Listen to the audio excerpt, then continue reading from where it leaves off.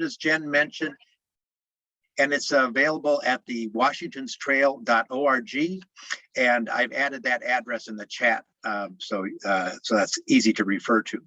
Washington's Trail 1753 is a registered Pennsylvania nonprofit that works to inform the public about historic importance of George Washington's 1753 mission, a mission that brought the 21-year-old George Washington to Western Pennsylvania and directly led to the outbreak of the French and Indian War in North America.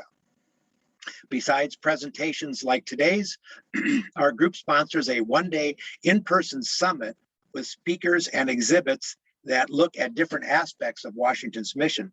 The next summit is just about 6 months away on Thursday, April 7th, 2022, and it'll be at the Butler Country Club, a little bit south of Butler, Pennsylvania. We also produce an electronic newsletter with events and book reviews, and we sponsor historic hikes and reenactments. We are currently building a new expanded website that will cover additional historic events of the French and Indian War in Western Pennsylvania. This new website will provide a guide to heritage tourism and outdoor recreation opportunities along the route that Washington traveled in 1753. The National Park Service has been a strong partner on this effort and is helping us with that work of that new website. And we are looking for more financial support to bring this interactive website to its greatest potential. So if you like today's presentation, I encourage you to sign up for our e-newsletter and make a tax-deductible donation at our website, washingtonstrail.org. Now to our speaker. Clay Kilgore is the executive director of the Washington County Historical Society. His book, At a Glance, The History of Southwestern Pennsylvania, One Short Story at a Time, was published in 2019. He has also worked as an on-air historian and researcher for 2 seasons of the National Geographic Channel's program Diggers, and has been seen on the History Channel, the Travel Channel, PBS, and the Discovery Channel as a historian. And an interesting sidelight, Clay also operates a blacksmithing and custom furnishings business, Old Plank Forge. So Washington's Trail 753 is so pleased to have Clay Kilgore with us today. Thank you so much. I really appreciate it. I'm excited to be here. I was very honored to be asked to speak. And I'm going to apologize right now. So if anybody has ever seen me speak in person, you know that I pace constantly. I never stop moving. I just kind of walk back and forth. I did a talk one time, actually at my church, and I got done with it. And one of the ladies in the church called me over and she said, "Clay, thank you so much for doing that, but you have to learn how to stand still. My neck hurts from following you." So I move a lot, and now I'm being forced to sit still in front of a camera, and it's really hard for me. So I'm going to try not to rock too much or swivel too much, but I apologize if it gets a little distracting. Just look at the image on the screen and that I put up, and not at me, and it'll be all right. So, but what I'm going to be talking about today is about the Whiskey Rebellion, things leading up to it. You know, I'm going to start all the way back at the Articles of Confederacy and work my way through the rebellion. Now, I promise we are not going to spend hours doing this. We're going to kind of do a brief overview of some of the things that matter about the Articles of Confederacy, the Constitutional Convention, and how they play into the Whiskey Rebellion. And then it's going to seem like I'm going to focus a lot on that and not mention George Washington, but I am. At the end, what I want to talk about is George Washington's handling of the Whiskey Rebellion, and really how he is really responsible for, in my opinion, for holding the nation together. I think we were at a tipping point when it comes to the Whiskey Rebellion, and things could have gone a lot of different ways. And I feel that he did a magnificent job of holding things together. Now, I'm going to preface this by saying, when I give George Washington a compliment, it's kind of a big deal in that I think George Washington is one of the most overrated figures in American history. And I am saying that to your group, and I apologize for that. I think he's very important. He's an amazing figure. I just think he has been made into this godlike figure that he wasn't. So I am always the guy that people are like, oh my God, why don't you like George Washington? And I say, well, I do. I just don't want to make him this mythical figure. But I think his handling of the Whiskey Rebellion was brilliant. I really do. And so I want to talk about that at the end, and really what he did to keep the nation together and set a precedent for later on, because I do think he was handling situations that no one else ever would, or no one else ever had, and probably will never again. And so I think that the way he handled, the way he was able to work between different political parties, different sides of this, the Federalist and Anti-Federalist, was really magnificent, actually. So I'm going to go ahead and share my screen here. We did it once. Let's make sure we can do it again. Are we good there? Everybody seeing the screen? Okay. So I titled this "Capitulate, Reconcile, or Engage" because, in my opinion, those were Washington's options when it came to the Whiskey Rebellion on what he could do. And we're going to have to wait till the end to see what he did. But where I want to start, if I can get it to work, there we go, is actually back at the Articles of Confederation. And just quickly look at that. In the Articles of Confederation, the reason that you see them come about is really a fear of central authority. When we're looking at the War of Independence and the formation of our country, you see a lot of people with a fear of central authority.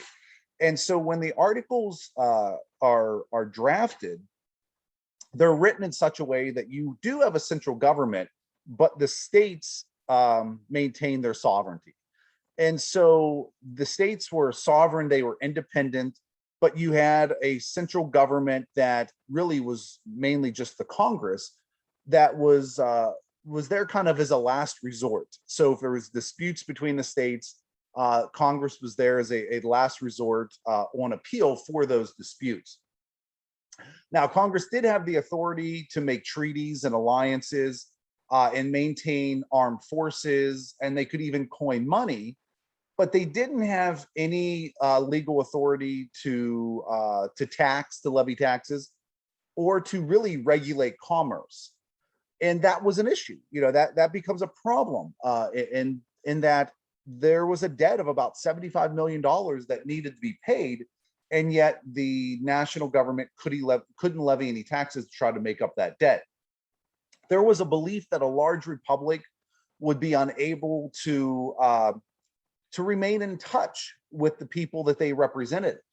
This was a larger country on a scale that wasn't common. And so the idea of being able to have a government in Philadelphia and they would be able to regulate things in Western Pennsylvania or all the way down in the Carolinas was something that people weren't real positive about. They didn't think that it could actually happen. And so the Articles of Confederation, I think it was Article 2, I think, they called it a firm league of friendship, the United States. It was basically the sovereign states that they were just friends. It was this firm league of friendships that they would work together when they needed to. The idea was that people could pass freely between the states. And if you were free in Pennsylvania, you were free in Virginia, basically. But there were issues that you'll see coming up between the states. One is the extensive land claims by the states. So let's just look at Pennsylvania, for example. There are a lot of different land claims on Pennsylvania that had to be resolved. You have down in our corner, down here in southwestern Pennsylvania, you have Virginia claiming it. You have Maryland claiming the southern section of Pennsylvania. And maybe one of the largest claims was by Connecticut, that they're claiming almost all of northern Pennsylvania. That would lead to things like the Pennamite-Yankee Wars that you have in 1770 and 1774, and then again in 1784, where there are actual battles over this land. You see fighting between Pennsylvania and Virginia, and settlers here in southwestern Pennsylvania. You have disagreements. And so that's not just happening here, that's happening in a lot of different states. I mean, if you look at north, you have Pennsylvania that claimed part of New York. Now that ended in 1774, but there are different claims that are around. So there is an issue with these extensive land claims by the separate states. That really wasn't being solved too much by the Articles of Confederacy, but somewhat so. You do see some of these claims, that end. But even in 1784, as I said, you have still this claim by Connecticut on northern Pennsylvania, and all the way until the 1800s out in the Ohio Territory, they're still claiming land. There were issues to the point to where you'll see movements that started the Westovania movement, that began with the idea that, because of these disputed borders and land claims, that maybe it would just be better to form their own state out here. And it would be a lot easier to regulate it because the head of that state would be out here, not all the way back in Philadelphia. And so there's this Westovania movement. Now it kind of has its origins with the Ohio Company and the Indiana Company in 1772. They had this idea of Vandalia, which was another territory that they were going to form out here, another colony that they were going to form, which was pretty much what this map shows. There was a little bit more to it, but it pretty much shows this shows pretty much what Vandalia was going to be. But this Westovania movement, you'll see it in the 1770s, 1780s, and 1790s. Now it loses traction in the 1790s, but it represents an issue in that there was a separation. There was a natural separation, which would be the mountains, between the East and the West. And so not only is there a distrust of a strong central government, but you have this separation issue where the states feel like they're so different and the people are so different. How can one central government actually govern the country as a whole? And so with issues like the debt and with these border disputes and the Congress having very little power, they met with the idea that they were going to have a convention to have amendments made to the Articles of Confederation. So they met with this. What they realized very early on, the convention, they had been summoned to draft amendments to the articles, but they realized that the only way that they could be adopted was that if all 13 states ratified them. The one thing they didn't want to do was sit there and come up with these amendments and have one state decide they don't want to vote for it, and all their work goes for nothing. And so they're looking at this and saying, well, this is a problem. The states are separated, and one state can really put a monkey wrench into everything that's happening. And so instead they decide that they're going to draft a new constitution, which they really didn't let anybody know they were going to do it. It was behind closed doors. But it was decided that in this case, that it would only take 9 of the 13 states to ratify it for the new constitution to be binding. But what that did was there was a possibility of states being left out. And there was opposition to it. You have the Federalists versus the Anti-Federalists, which I could talk about for hours, and I'm not going to. But you have issues there where the Anti-Federalists, were strongly against this idea of the strong central government, and they were strong in some of the key states like Massachusetts and Virginia, New York, even in other states like Rhode Island and North Carolina. And so you have this thing that comes about through the drafting of the new constitution, that if not all the states adopted it, they only needed 9. So as long as 9 did, those other states could be left out. As many as 4 other states could be left out. And this union that was formed with the Articles of Confederation could be broken. We're less than a decade in, and this union could basically be broken. Now they said if the other states wanted to come back later, they could, but there was a little bit of concern of what might occur. And we see that happen with Rhode Island and North Carolina, where they don't ratify it, they don't adopt it. And so when the first electoral college is formed and the first elections held, North Carolina and Rhode Island are left out. They're not part of it. Now, eventually they do adopt it in 1789 and 1790, but it kind of sets a precedent for this idea that the union, although we want it to be a solid union of these 13 states, and eventually, other ones would form, there's a precedent set there for some being left out, or for the idea that a single state might not want to be part of the union anymore, or might not want to adopt these new resolutions, or maybe the Bill of Rights later on. And so there's an issue there, and it still goes back to the issues that were pointed out, or that were part of the Articles of Confederation being brought about in the first place, which is, an issue with the states wanting to remain sovereign. They want to remain independent. There's a fear of a strong central government. There's this idea that a central government can't properly remain in touch with its people throughout the country. Those things remain with the new Constitution. And that leads in, even when it goes into effect in 1789, there is trouble looming. There are things already starting. The very first presidency with George Washington, he's coming in, and there's a lot of questions about the central government. What rights do they have? What can they do? What will the states let them do? And what do the people of the country think? And so this trouble, it's there. There's this distrust of the national government. There's the separation of the states, both geographical, like I said, we'll say the mountains. You have the mountains that separate Pennsylvania, into two parts, which is still kind of a thing today. I still feel like, yes, we're a single state, but if you're from Philadelphia, yeah, you don't really care about Pittsburgh, in those areas. So, that is something very strong back then, where today we have instant communication. They did not. And so there's this complete separation. And there's a real complaint about roads. There's no great road for farmers out here in Western Pennsylvania to be able to get their goods to the markets back out east. They would want to get their goods to the markets in Cumberland. How do they do that? They have to take Braddock's Road.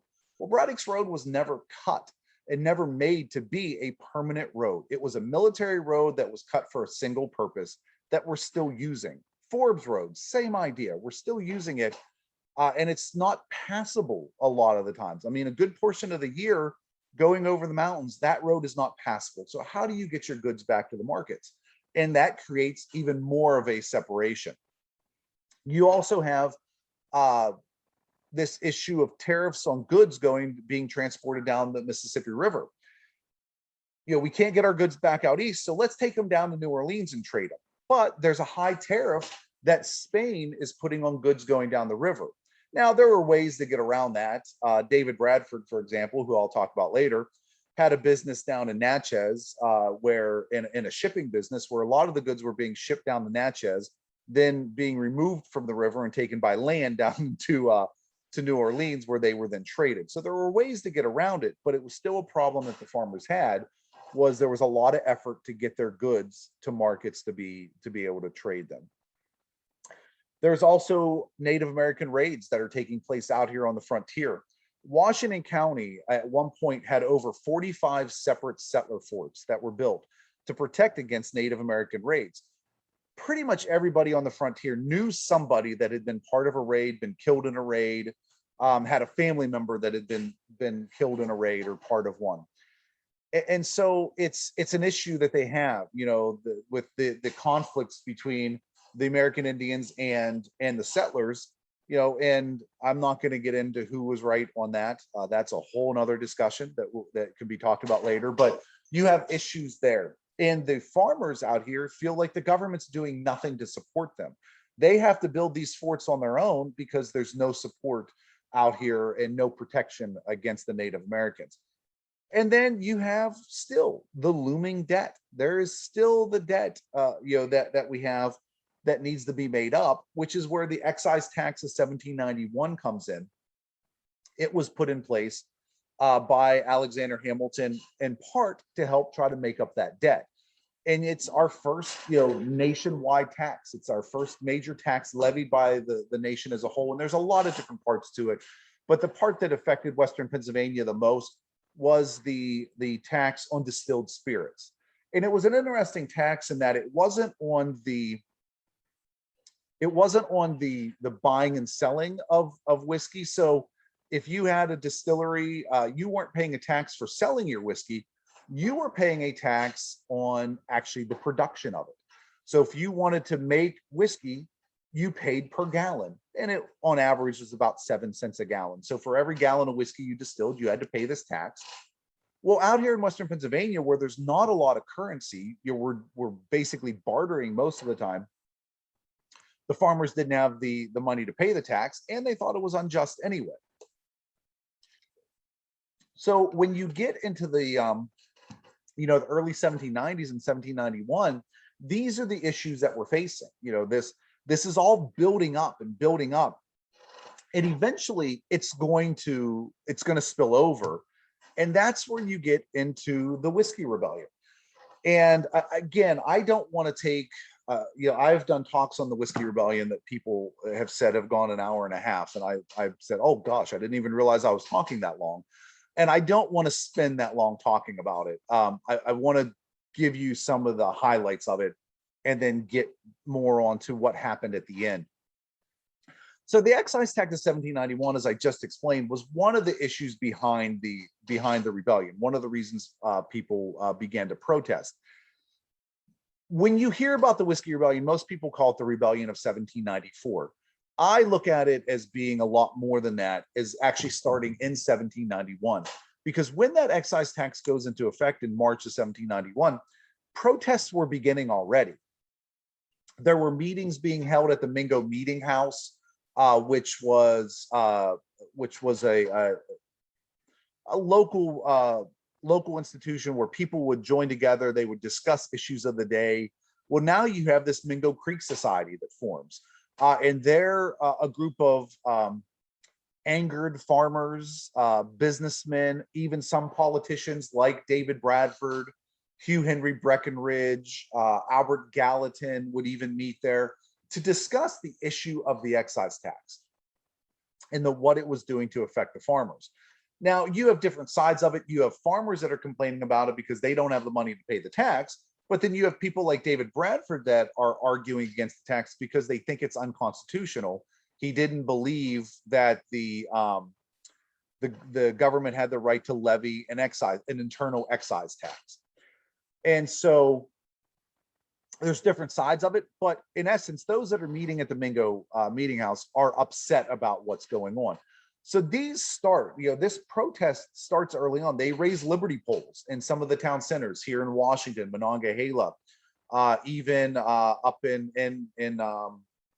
Canonsburg and Bridgeville, up in that area, and up in at Brownsville and Pittsburgh. You see liberty poles that are being raised in protest. And if you don't know what a liberty pole is, it's just a pole that would have a flag on it, a streamer on it. The streamers might have messages like no excise tax, whatever it was. And it was just a sign of protest, of an anger over an excise tax or some sort of tax. They were raised during the American Revolution and prior to it. And the same thing's happening now during the Whiskey Rebellion. But things progress. It goes from just being a protest to actually seeing violence of the rebellion. You see in 1791, September of 1791, Robert Johnson, who is a tax collector in the region collecting for the excise tax, he is captured and he is tarred and feathered. Now, the tarring and feathering is a lot of times people say, oh my gosh, you can die from it. And I guess you can. It is a violent act, but it leaves lasting scars. I mean, you have hot pine tar being poured over somebody and then feathers being thrown on them. So it is a very violent act. But Robert Johnson survives. I always thought it was ironic. One of the ways that they got the tar off of him was actually using whiskey as a solvent to get the tar loose. So they used whiskey and sand to scrub it off, which sounds awful. But he did survive. And I will say Robert Johnson, in my opinion, is either one of the bravest men that ever lived or one of the stupidest, because he survived the tar and feathering, and then in 1793 came back and resumed his post as a tax collector, which again, either incredibly brave or kind of dumb, but he came back anyway. You have other tar and featherings that would occur. There were 4 of them that are reported. There might have been a couple more that I found, but there are 4 of them that were definitely confirmed that occurred. Robert Johnson and Robert Wilson, he was another one that was tarred and feathered. So you have in 91 and 92, the farmers protesting this tax. And it's at this point that the idea of Westovania comes up again, that maybe they need to break off. And it was even proposed that maybe not only breaking off and forming their own, a new state, but maybe their own country needs to happen. There was talks of aligning with the French, because the French might be better to deal with than our own country here. There's a lot of things that are going on. None of them take on too much traction. This idea of forming their own state didn't take on too much, but there's unrest that's occurring. This is happening in Western Pennsylvania, Western Virginia, the Western Carolinas. There's protests against this tax. Really, in all the areas where you see a separation, a distance from the national government, is where you're going to see most of the protests that's taking place. And it progresses.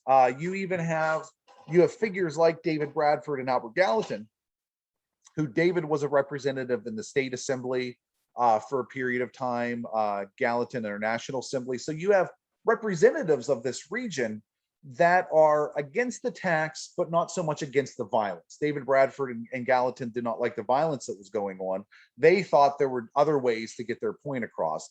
Where you have somebody like Tom the Tinker, who we now know is John Holcroft, who felt the only way for the government to listen to the farmers out here was through violence. That they had to almost threaten the government and show that that they would take actions, that they would not just sit back and let the government walk all over them, that they were willing to use violence. And that's where the tar and featherings come from. And that's where you get this Tom the Tinker figure that forms, who writes anti-excise tax pamphlets and puts notices in the paper that tax collectors would face the violence of Tom the Tinker if they attempted to collect the tax. And so things progress. You start out with a protest in 91 and they're kind of reaching a climax in 1794. And it's at that time that you have a marshal by the name of David Lennox that is sent out to hand out writs or summons to farmers who are delinquent in paying their taxes. And when he is sent out, he is met up with General John Neville. General Neville is the regional inspector for the excise tax, and Neville is going to escort Lennox around to hand out these writs and summons. And so there's a conflict that takes place at the Oliver Miller homes, or sorry, the Miller homestead. It's now called the Oliver Miller homestead. But you have a conflict that takes place there where some shots are fired. And the farmers are upset that Lennox is out here handing out these summons, which they feel are illegal. And so this happens in July of 1794. On July 17th of that year, a group of farmers go to John Neville's home, which is now up on Bower Hill. There's Woodville Plantation that remains today, which is his son's home, Presley Neville. It's actually his home. But a group of farmers go to Neville's home and demand that he give up his post as tax collector and also turn over his tax records. Neville is not going to do that. And so he has actually armed his slaves. His slaves are protecting the home and a few of his men. And so when the exchange get a little more heated, somebody fires a shot and you end up having what's known as the First Battle of Bower Hill. And it was between, there was about 30 participants of it. But it is the farmers firing upon Neville and his men, and Neville and his men returning fire. During the small skirmish, one of the men is killed, Oliver Miller. And so the following day, and I said July 17th, I'm sorry, July 16th. The following day, July 17th, the farmers go back. Now they have somewhere around 300 men that they want revenge for Oliver Miller being killed. Neville, over the course of the night, had actually left, and he had called on his brother-in-law, Abraham Kirkpatrick, to send down a few troops from Fort Fayette to protect the home. So when the house is attacked the next day, you actually have federal soldiers firing upon United States citizens. And so this battle takes place, it goes on for a little bit longer, and eventually the farmers burn down Neville's home. Following up on that, the farmers feel like, okay, they've won this battle. There's a lot of other activities that take place. They hijack the United States mail. They find out that there are spies in the area. In fact, one of those spies is that one of these spies, they're sending information back out east, is captured and killed. And the farmers decide that Pittsburgh is not loyal to the rebellion, so they are going to march on Pittsburgh. So in early August of 94, they meet at Braddock's Field, and they are going to march on Pittsburgh. The people of Pittsburgh basically send some food and whiskey, and they meet and say, hey, we're on your side, leave us alone. And everything ends up somewhat peacefully. They do march on Pittsburgh, and they accidentally burn down Abraham Kirkpatrick's barn, but they do make recompense for that actually later on. And those are the major highlights of the rebellion. So I want to look at the response to it. That's kind of what's happening out here. What's the response over those 3 years from the government? And this is where we're going to get into George Washington. Immediately starting out, there's a difference of opinions on what should happen with the Whiskey Rebellion. Now I have George Washington in the middle with Alexander Hamilton and Edmund Randolph on either side. They're kind of the two different sides of this. It actually started out as Thomas Jefferson. I thought about putting him down in the corner to start out with, but he resigned. And so it leaves Edmund Randolph as Secretary of State with one ear, and you have Alexander Hamilton with the other ear of George Washington. And each side was, they wanted the same thing. They wanted the government to respond.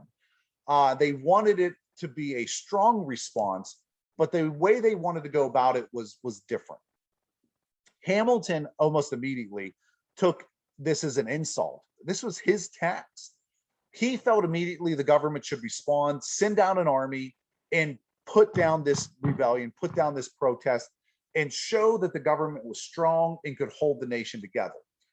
Randolph was a little more reluctant to do that. He was afraid that if the government was to do that, that they would look like tyrants. Are they any better than the English government, prior to the American Revolution?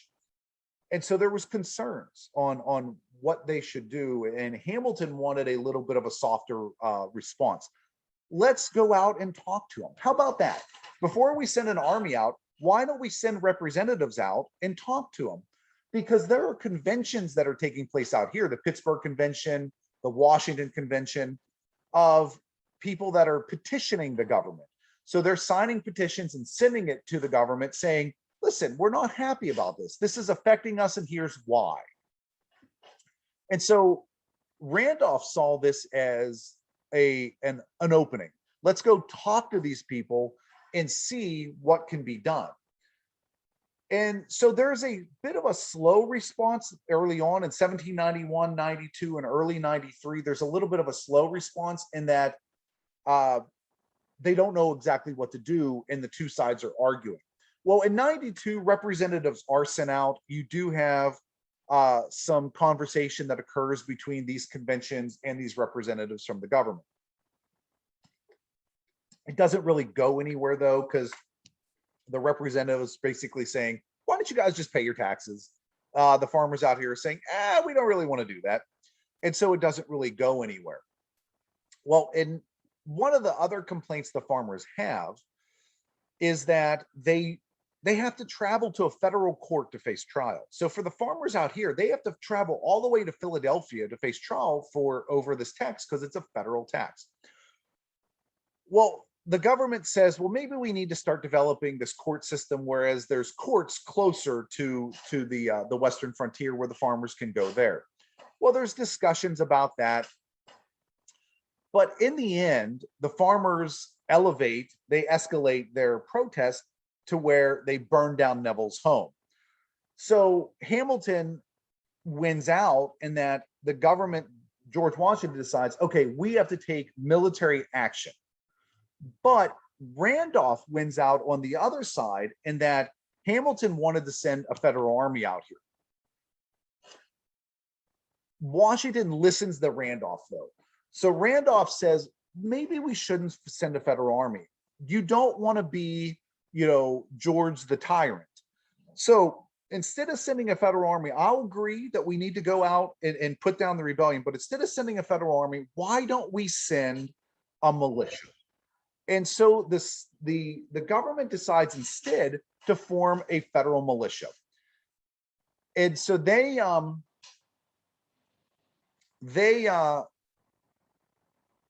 call on militias from Virginia, Pennsylvania, Maryland, Delaware, and New Jersey to meet up.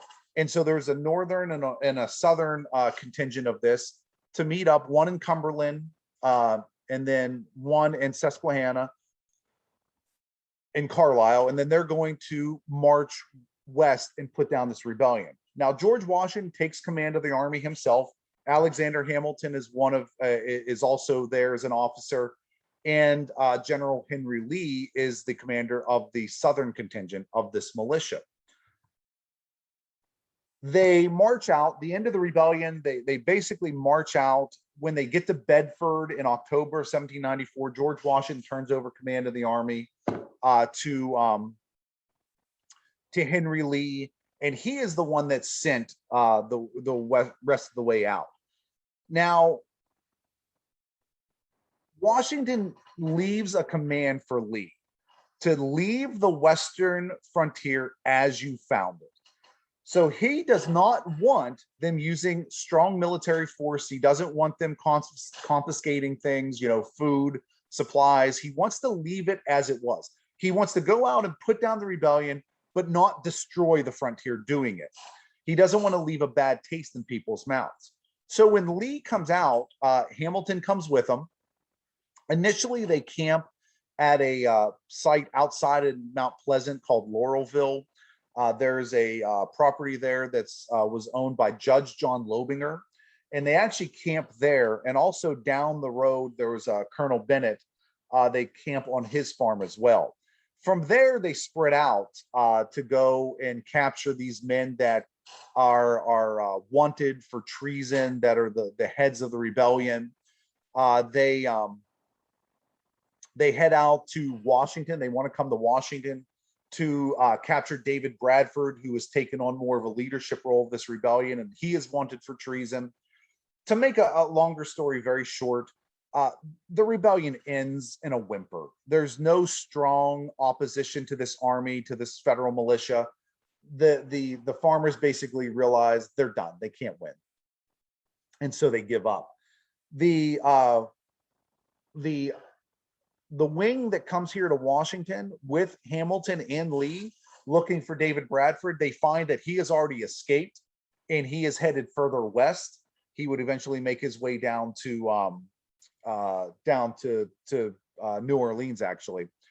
So they find that he's escaped. So they camp on the Academy grounds here in Washington for 7 days. So Washington Jefferson now, actually for 6 days. And then they go on capturing these other men. So if you look at this slide up in the right-hand corner, those men are what we call the Patriots.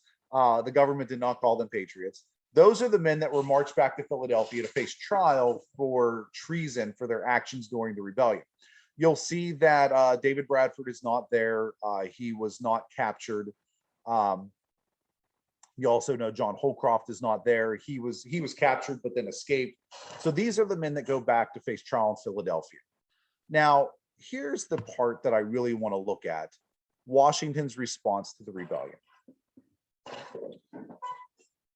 I think, this is hard for me to say, that Washington did a brilliant job managing the rebellion. The one part that I will say is he probably took a little too long getting around to his response, but he does make what I think are some incredible decisions when it comes to his response to the rebellion. He knows everything that happened with the Articles of Confederation. He knows the issues that are there. He knows the troubles that were looming before the Whiskey Rebellion. He understands how people feel out here. He may not agree with it, but he understands how they feel. And so he does something I think incredible, in that there's a rebellion that takes place, a violent armed rebellion, and he doesn't just completely smash it. In fact, early on, he makes certain what's the word I'm looking for? I'm drawing a blank with the word. He gives in on certain things. So one of the things he understands and he looks at is that it is a long way to travel for these farmers. If they have to face trial for this tax, going all the way to Philadelphia is a long way to go. So they do start, they do make a change in that they pass an amendment that said the farmers wouldn't have to travel any further than 50 miles to face trial for this tax. A court was to be set up in Bedford. A federal court was to be set up in Bedford where the farmers could face trial there. Now, it takes time to get that set up. They don't make this decision until 1793. So it's going to take time. It's not like something can happen overnight, but they do. They give in a little bit to one of the farmers' demands. The other thing that he does is he's listening, and he understands that the Western frontier is under attack by American Indians. He wants to protect that Western frontier, not so much that he cares about the farmers being killed, but he wants to secure that Western frontier for a lot of different reasons. So one of the other things that he does is he calls General Anthony Wayne out of retirement. Mad Anthony Wayne, he is retired. He calls him out of retirement and puts him in command of this new federal army. The federal army's purpose was to go out and put down what they called the rebellion on the Western frontier, but not our rebellion, not the Whiskey Rebellion, the rebellion by the American Indians. He wants to basically secure the Western frontier. So Wayne is sent out. That's where you get Legionsville, you get Fort Fayette, all part of this movement to head out into the Western territories and to put down this American Indian uprising, which they do with the Treaty of Greenville in 1795. But again, it comes a little late. The rebellion is reaching,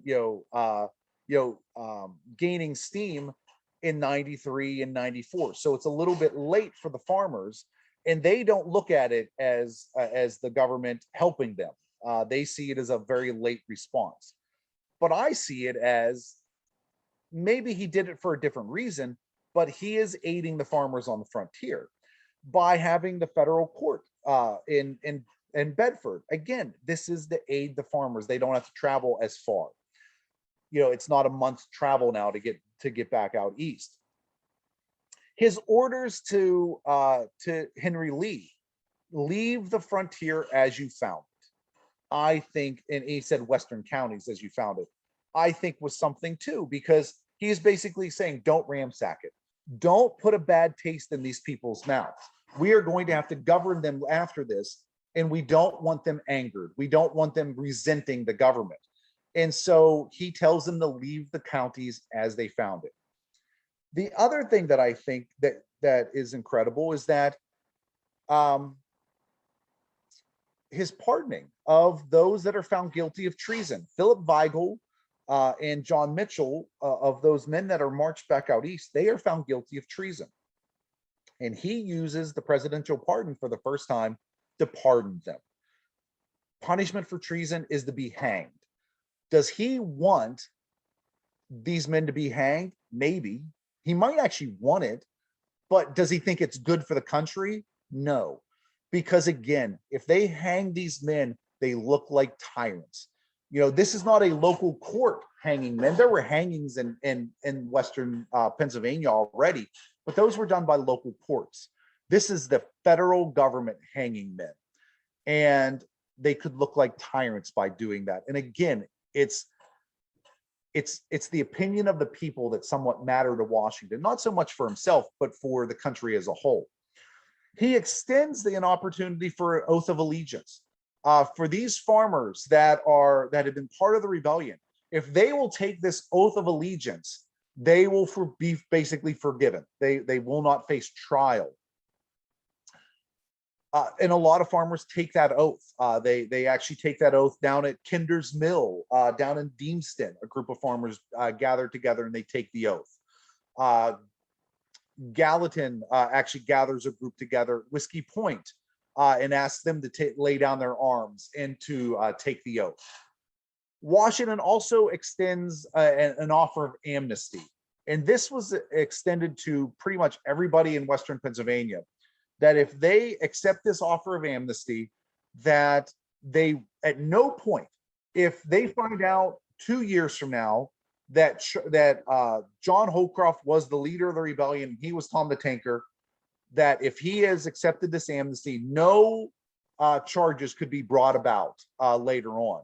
And pretty much everybody in Western Pennsylvania takes them up on that offer, because people that had nothing to do with the rebellion do it just in case. What if I have nothing to do with the rebellion, and down the road, a year down the road, I have an argument with one of my neighbors, and they decide to point their finger at me. Oh, by the way, Clay is the one that led the rebellion.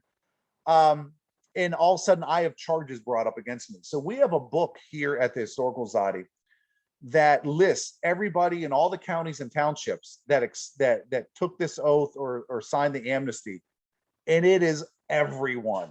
And so I get people that come in and all the time that say, oh, my great grandfather was part of the Whiskey Rebellion, and I'll ask them how they know, and they'll say, oh, well, he accepted the amnesty. And I have to be like, maybe not, and explain to them what happened with that.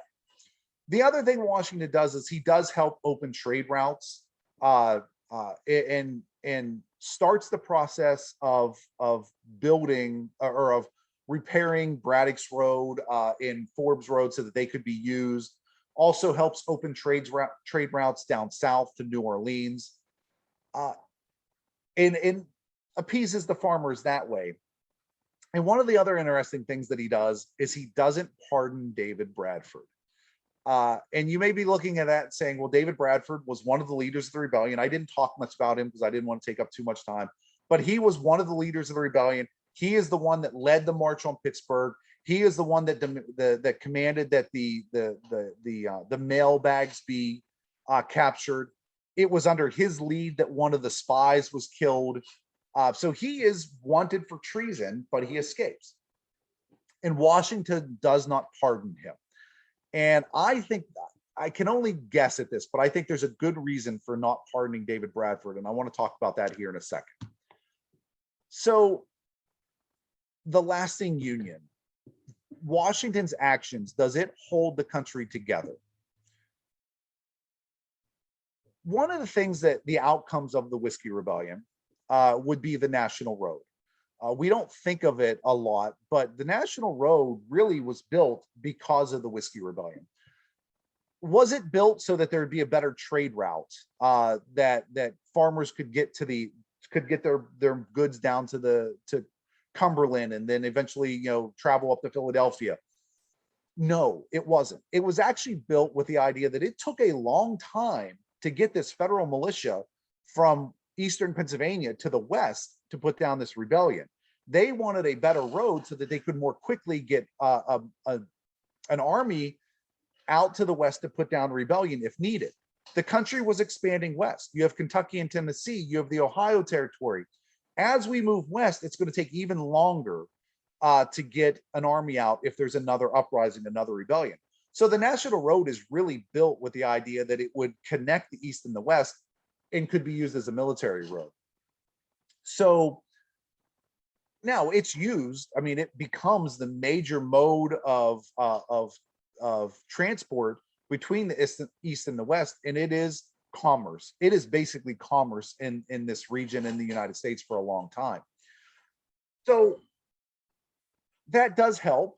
His not pardoning David Bradford, I think, is a big thing in this rebellion. What happens if Washington doesn't or if Washington pardons everybody in the rebellion? If he doesn't hold anybody responsible for it, does that open the door then to other rebellions? People saying, well, it's okay if we rebel because all that's going to happen if we're not successful is that we're going to be pardoned and we're going to go home and we're going to live our lives. I think he had to dump the blame on somebody, and he had to make an example of somebody so that people realize if we rebel, something could happen. There are repercussions. So even though he was willing to pardon Weigel and Mitchell, he was willing to give the give the amnesty, somebody had to be blamed, and that would be David Bradford. He's an example. David Bradford has a family here. He has businesses. He has homes that he can't come back to.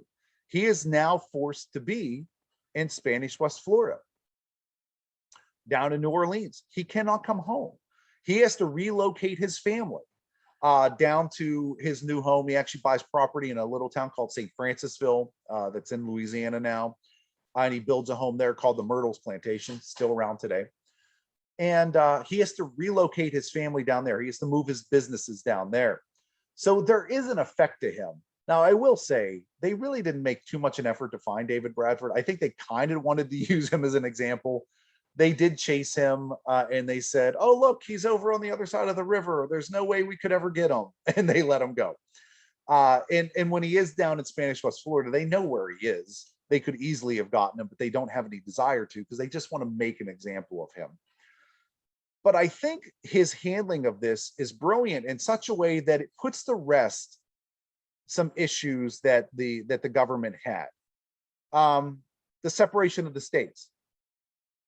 National Road, it connects the East and the West. It makes the country a little bit smaller, even as it's expanding to the West and becoming bigger. The idea that a strong central government would lose touch with its people.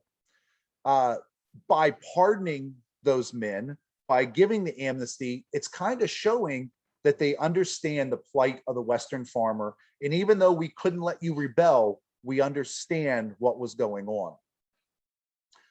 And it also shows that a central government could be strong enough to hold the nation together. That was another concern. Could a government in Philadelphia or, now DC manage and control the nation as a whole? And they showed that they could, that they were able to put down a rebellion all the way in the Western frontier, all the way over those mountains.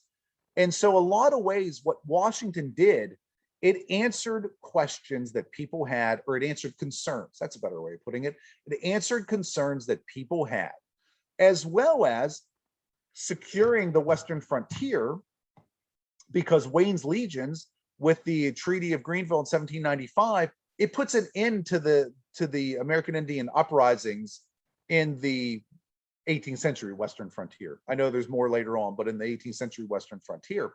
So it secures that frontier and allows for the westward expansion of the country. He puts to bed a lot of concerns that people had and solidifies the country as a whole because of his response to this. And in my opinion, it's a brilliant response. It probably wasn't what he wanted to do at heart. At heart, he maybe wanted to just squash the rebellion in the West, but he didn't. He did what was best for the country and what he felt would build a better country, not tear it apart. But I will say one thing that I think was an outcome of the Whiskey Rebellion, and I've had this discussion with with Civil War historians, and I think that the Whiskey Rebellion is also partly to blame for the Civil War. In that, when the Western farmers rebelled, it took 2 years for the government truly to respond to what was going on. And what happened when they finally responded? They sent out a federal militia and the rebellion collapsed very quickly. They really, a very slow response was still successful. When you get to the Civil War, we have all these issues that are building up, and you have the state secede. And our response, the government's response, was slow. It was very slow. And I think because a precedent was set during the Whiskey Rebellion that, oh, it's not that big of a deal. There's going to be a little bit of rebellion. We'll send an army in and it will collapse. And it didn't. You know, we end up having an ongoing civil war with hundreds of thousands of deaths, where if there was a very swift reaction from the beginning, maybe that wouldn't have happened. But the precedent was set during the Whiskey Rebellion. But overall, I think the handling of the rebellion was brilliant. I really do. And again, that's hard for me to say. And if there was any of my friends here that know how much my opposition to Washington, how strong it is, they'd be laughing. But I do think what he did was pretty amazing, in that addressing every concern and really taking everything that was the trouble that was looming prior to the rebellion and solving most of that through his handling of the rebellion and putting an end to it. So that is all I have. That's the end of my presentation. I have no idea how long I took. Oh, look at that, 12 o'clock on the dot. So I'm going to go and stop sharing here and see if anybody has any questions or anything you'd like me to cover more. I don't see any questions yet, so you can put those in the chat if you have them. Okay. I did get one comment early on that Erie has a good Whiskey Rebellion program. And then of course, I know that Washington County, that's their big thing. Maybe you can just tell us a little bit about the annual event and when that is and what happens. Okay. So we do have on the second weekend of July, we have our Whiskey Rebellion Festival that we do, where we celebrate what we call the patriots of the rebellion, which are the farmers that rebelled. And so it's a wonderful event. Unfortunately, in 2020, we didn't have it, with the pandemic. This past year, we went ahead and we had it again. Only one day, we did one day, but it's normally a 3-day event, and we're going to go back to that in 2022.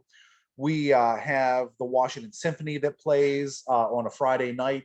Then Saturday, we have this wonderful History Day, where we have different reenactment groups that come down, and different historical societies that come down and put on amazing displays, whether it be spinning and weaving or blacksmithing or Native American, whatever it would be. Tinsmithing, where we have a lot of different history groups that are displaying and doing demonstrations. And then throughout the day, we have our street theater, where there's a gentleman, a friend of mine, that we write these scripts where we kind of take the 4 years of the Whiskey Rebellion and try to condense it into 6 scenes that we do throughout the day, and tell the story. And then we always end the day with a tar and feather. So we do tar and feather someone every year. That started out as we used to do it at the beginning of the year. The first time we did it, no one knew it was happening. It was only myself and a handful of other people said, let's tar and feather our tax collector, the person portraying the tax collector at the beginning of the day, at the end of the parade. And so we did, and people loved it. So it kind of became a staple where every year at 5 o'clock on Saturday of the festival, people just get ready for the tar and feather. So we always have a tax collector that we tar and feather.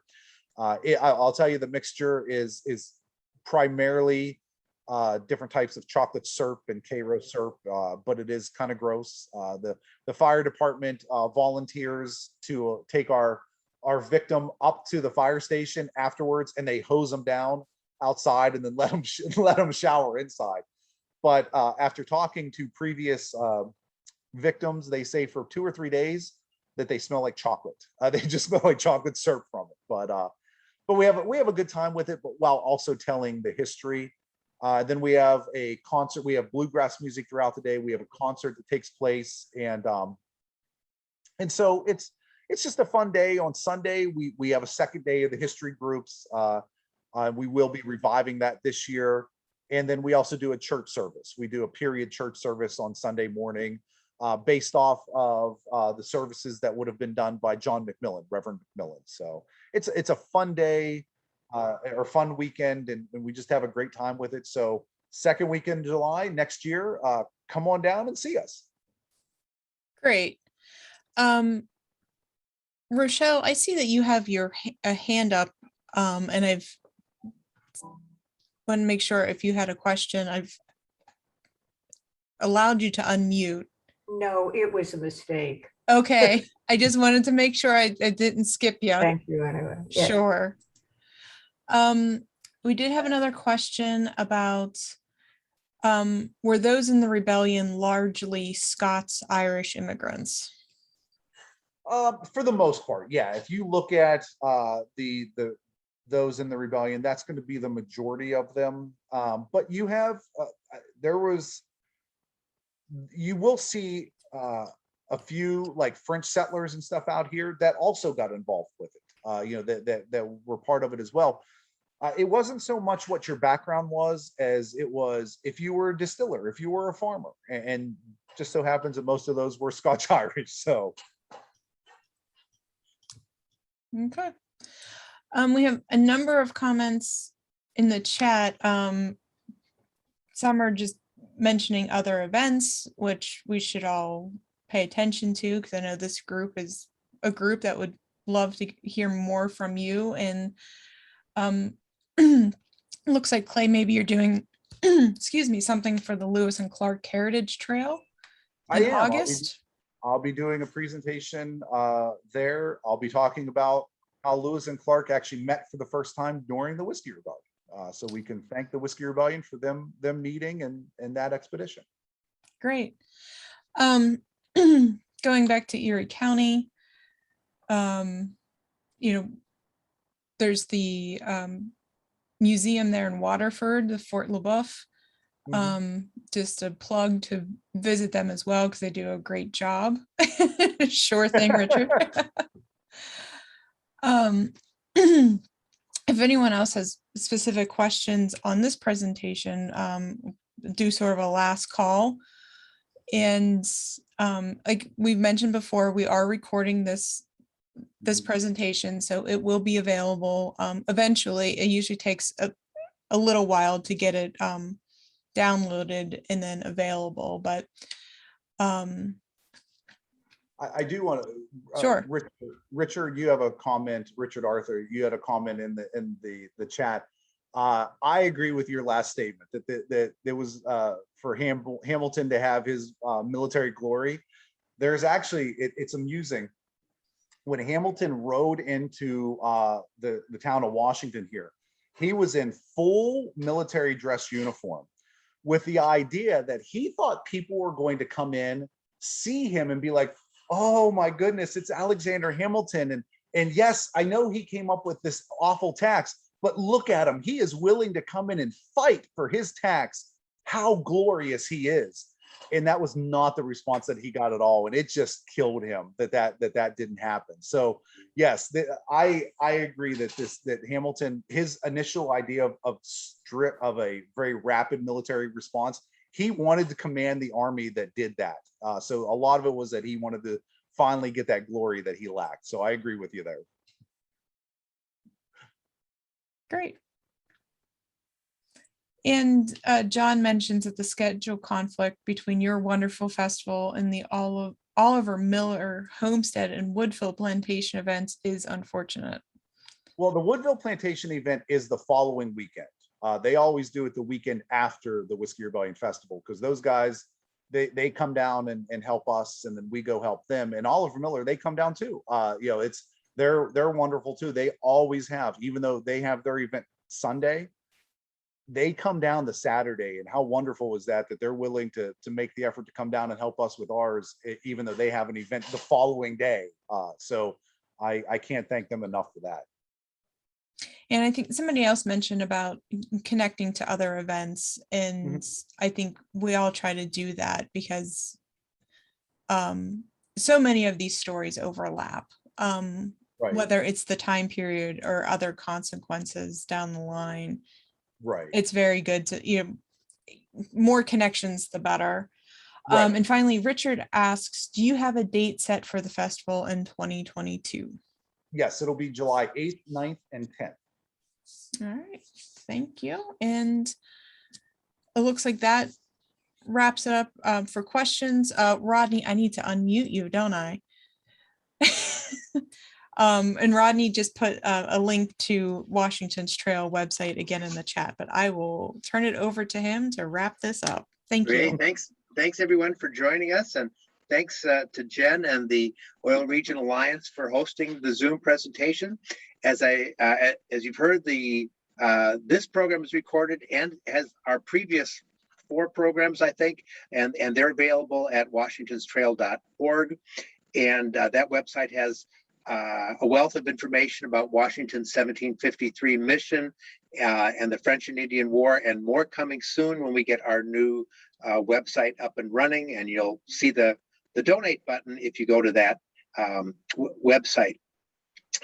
And so we hope to have a bigger presence that will help teachers and students of all ages learn about this important time period in Pennsylvania's history. And it was a time that shaped young George Washington into the military and political leader he became. And perhaps his experience here in 1753 may have influenced his wise choices during the Whiskey Rebellion. This concludes the program. Thanks so much for attending. Thanks, everyone. Yeah.